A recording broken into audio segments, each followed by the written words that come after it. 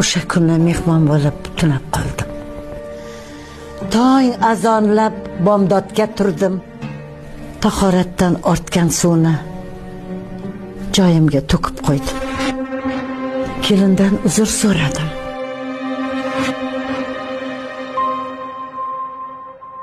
Undan eshitmagan haqoratim qolmadi. Joyimni o'zimga yuvdirdi. Keyin senikiga bordim. Xotiningga ham xuddi shu hiylani qildim. Uzrimni so'radim. O'g'limga aytmay qo'y qoling dedim. Sen uni meni indamay haqorat qilib urushib turgan paytda ham indamay turding-a? Meni dilim og'ridi.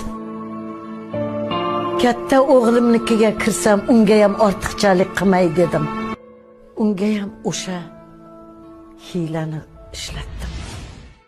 Lekin u menga ona siz xijolat tortmang dedi. Men sizni xizmatingizni qilaman deb kelin bo'lgandim dedi.